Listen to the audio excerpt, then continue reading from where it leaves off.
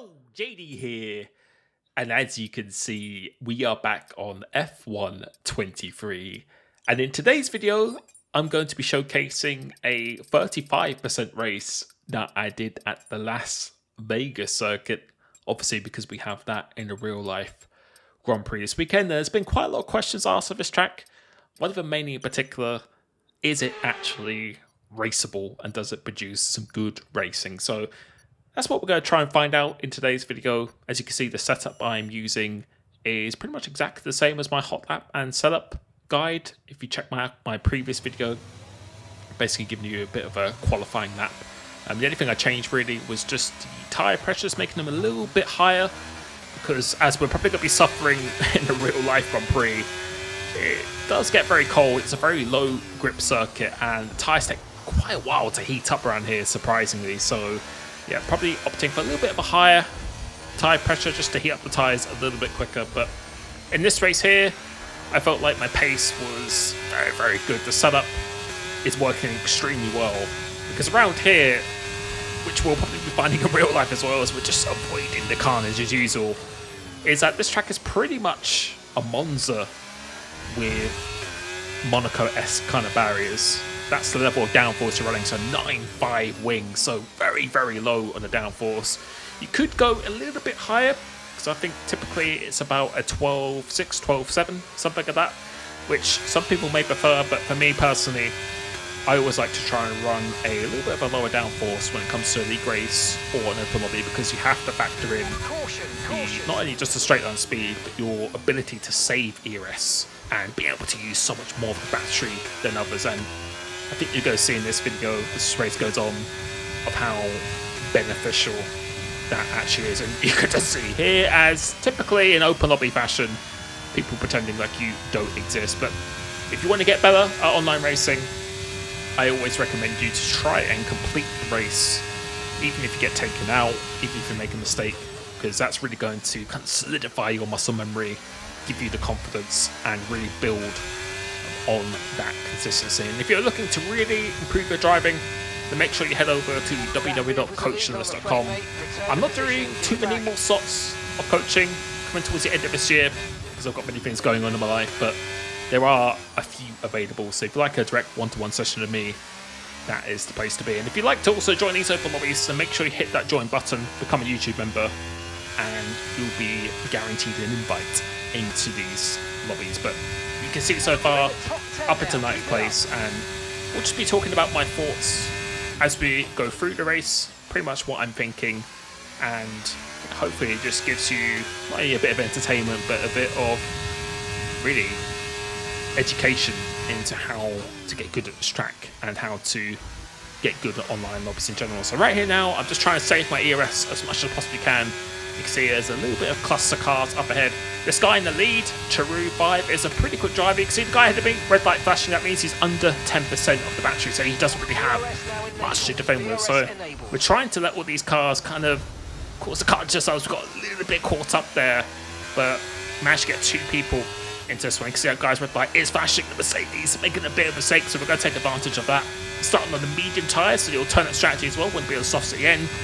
And you can see, because of our straight line speed with that low downforce, you can see how beneficial that is, because there are some twisty parts of the circuit, like this sector 2, but sector 3, I don't know if it is the longest straight in F1. I imagine Baku is probably a little bit longer, but it is a very, very long straight, and that's why you need the Monza level of downforce. But the track surface itself is very, very low grip, so you can see we're being extremely smooth on the inputs. It feels like you're just pretty much driving on ice most of the time. So you can see with the throttle application, super, super smooth. Up behind HL347, who's another very fast driver. So there's quite a few fast drivers in this lobby, so using it as a bit of a benchmark. Don't think he's going to really fight this too hard, because he has a 10-second penalty. So now we're up into P3, and now we have the two soft runners up ahead. So the goal was really just to try and close in these guys as much as you can. You can see it with the Delta, and just up ahead the Ferrari making a bit of a mistake, and his red light is flashing, so he has absolutely no battery. So we've got to go try going outside, but yeah, wasn't really going to work on that occasion. So we're just going to stay behind him until the main straight.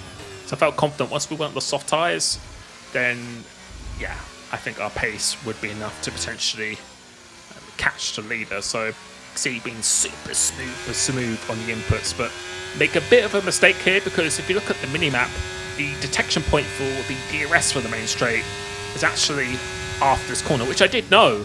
So I decided to let this guy go, but he makes a bit of a handful of that, and we overtake him before the detection point. So I thought I maybe did enough to get DRS in, but I've actually gone a bit too early. So all the cars behind me now have the DRS. We're not going to use the battery because it's just absolutely pointless defending down straight. So we're just going to let these cars go. There's absolutely no need to defend this because we'd just be wasting all our batteries. So we're just going to let these cars go up ahead, try and sort themselves out as we go through the chicane. So you really want to be using part of the curbs coming through here. Going to be using the ERS because I know this guy has nothing really to defend with, and I thought that this move would be pretty much over. So yeah, I thought, okay, we're just going to start in 4th place, but typical open lobby fashion.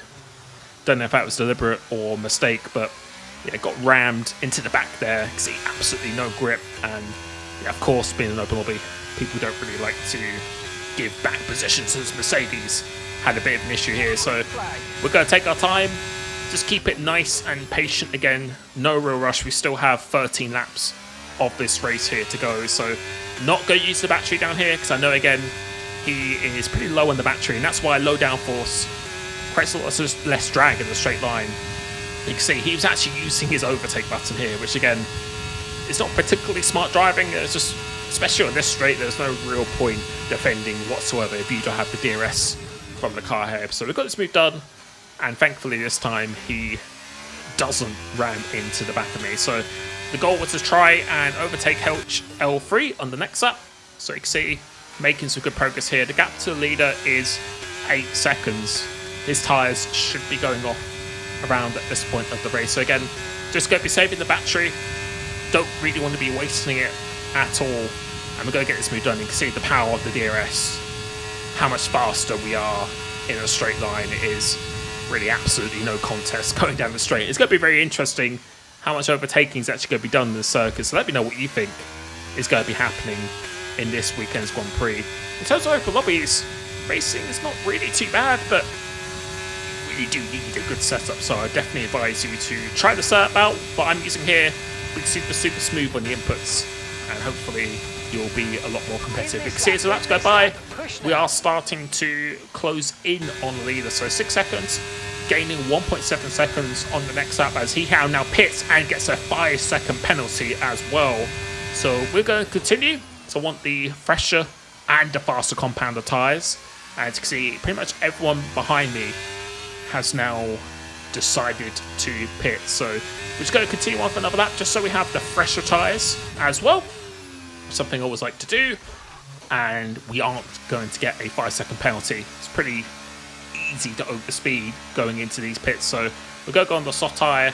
Don't have any penalties, but I want to try and win this race on track. So I don't really like to try and win by just penalties. I like to win actually on merit as well. So coming out here, we're going to come out quite comfortably in a 2nd place, and the gap to the leader is about 5 seconds, I'd say, by the time we come out of these pits here. So yeah, I haven't really lost any time whatsoever in terms of the undercut. So yeah, coming out in 2nd place on the freshest tyres with no penalties to hand. So probably got time. We're going to start catching the leader now, as Luca, the guy behind me, is another very fast driver who did pit a lap before me. So we do have a lap fresher tyres, but I was pretty confident he was running the higher downforce because he was catching me in the middle sector. But on the straights, we are very fast. So right here, I'm just using my battery just to try and stay out of his DRS, really force him to waste all of his, because with the lower downforce, I'm able to save so much more battery in him. So really right now, I don't really care if he gets my DRS so much, but I want him to try and waste his battery as much as possible. So once he does get my DRS, if he does, he won't really be able to save anything, and then on the last lap, I'll be able to overtake him pretty comfortably. So it's really just a tactic to just get him to waste his battery as much as possible. You can see we're very close to getting within the detection point of Taru the leader. So now I'm going to be using the battery again, try and get within his detection point whilst breaking the DRS of Luke up behind. Because I know if I'm very low, I know Luca's also going to be very, very low as the leader goes super, super deep. So we're going to comfortably get within this DRS zone. And I think Luca has got within the DRS behind me, but again, with the lower wings, we are still going to be in a much better position with the fresher tyres as well. So no real panic here. And you can just see on the straight, without using any of the battery, how much faster we are. It's absolutely crazy. Spotting that braking point, which is the 150 brake marker board. That's the reference point I use for the end of that main straight. And now we're up into the lead. And right here now, I'm not really interested in using the battery whatsoever. So I don't care if I get overtaken or anything right now. I know I should be able to pull away from the medium runner behind. You can see HL347 and the guy in fifth. We've put a pretty significant gap on them. So our pace is really good. But I know Luca is a very, very fast driver. So I don't really care if it gets me in my DRS zone right here now, because I know I have the fresh tyres and probably going to be in a much better position battery wise. So right here I'm just doing my best to get out of this DRS zone without using any of the battery whatsoever. This corner here I find one of the most difficult corners on the track. There is absolutely no reference point. It's all pretty much based on muscle memory and feeling going to that long left hand. So again, could have used the ERS here to break out of it, but to be honest, I wouldn't have really minded if the medium runner had the DRS on me, because that's going to make Luca, it's going to make it much more difficult for Luca to actually overtake him, and then he'd have to use even more battery. So all I'm going to try and do now is just try and save as much as I possibly can, because it's not about how much you win the race by, it's by you actually just winning the race. I don't really care how much I win races by or anything at all. I'm always trying to think ahead and put myself in the strongest position possible coming towards the end of the race. So you can see Luca has made his way up into second place, and with the boost of that DRS, he's actually going to be within 1 second of myself. So he should be able to stay within my DRS zone. But again, you can see we're not using the battery whatsoever. So moving on, a couple of laps onto lap 16, you can see he's still within my DRS. We pulled away quite a bit from the third place man and all the other cars behind. So again, we're not using any of the batteries, so we don't really care if he overtakes me here. So I think we're going to stay on board from now until the end of the race. So again, sometimes it's not about being faster, it's about being a little bit smarter. So I can see he is really trying to pull away from me as much as possible. But you can see in the straight line, just going down the straight alone, how much we are actually catching without even the use of the DRS. So I know all I had to do was just stay within the second, and I think we're going to be in a pretty good position coming to this last lap. So got through to 80, he makes a bit of a mistake getting a DRS detection point, accidentally activated the overtake there, so just wasting a bit of the battery. But again, I had absolutely zero interest in overtaking him. And now really I've got to decide in my head, to see his tyres are going off again, so I know that the lap pressure tyres is going to swing in my favour. But really I've got to decide if I want to be in the lead going to last lap, or do I want to stay behind and get him on the last straight. Sometimes it is a little bit of a risk being the car behind, but I felt like at this stage we're almost on 50% of the ERS. I'm going to be in a pretty good position to defend with the fresher tyres. You can see he was struggling on the traction as well. So it depends. If I get a good exit coming this corner, which it looks like I am, we're going to try and overtake him without using the battery.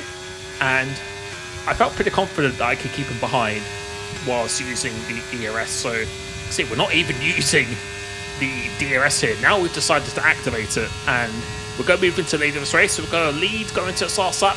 We're not going to bother defending for the first part of the lap. So if he overtook me in the first DRS zone, I would just save all my battery going down the straight, because you can see how fast we are on the straight line. Unless I fall out of the second, there's going to be no need. So again, coming into this last lap, not using the battery whatsoever here. So we're just going to save it all for this very last main back straight. So coming through to here, the freshness of the tyres should be swinging in my favour now. You can see again the gap we put to P3. He's almost 9 seconds behind, so that shows the difference in the tyres and the pace. Coming off the exit here, Luca is not going to be close enough. So again, still not using any of the battery. You can see because of our straight line speed, he isn't really even gaining that much time whatsoever. So we're just going to try and put as much distance as we can between himself and I. Going through this section, this is where, again, the freshness of the tyres should be swinging into my favour. So, going to this corner, we might use a little bit of the battery here just to try and make it even more difficult for him. You can see, and if you look at the delta as we go down this main straight and going through here, that just kind of confirms that we definitely do have a lot more performance and a lot more battery in him. So, really crucial to get a good exit coming off this corner, which we managed to do really, really well. And you can see, if we just look at the delta, he's going to have the DRS, but even with the DRS, using all of this battery, you can just see we're even putting away when he has the DRS. So try and avoid letting it go underneath 10%, because otherwise you'll be losing a lot of power in the straight lines. You can see he's absolutely nowhere near us. Actually, going within 3-4 tenths at the end. Come off the exit here, nice and steady. Going to be using the DRS, and it was actually quite close at the end here, but we managed to really manage this race really well. A little bit of weave as a sign of respect. GG to Luca, GG to everyone else in the lobby. And yeah, that is a 35% race at Las Vegas. So hopefully you're entertained by that. Hopefully you learned a little bit something on the way. Let me know if you think the racing is doable around this circuit. Enjoy the Grand Prix this weekend, and I will catch you very, very soon. Peace.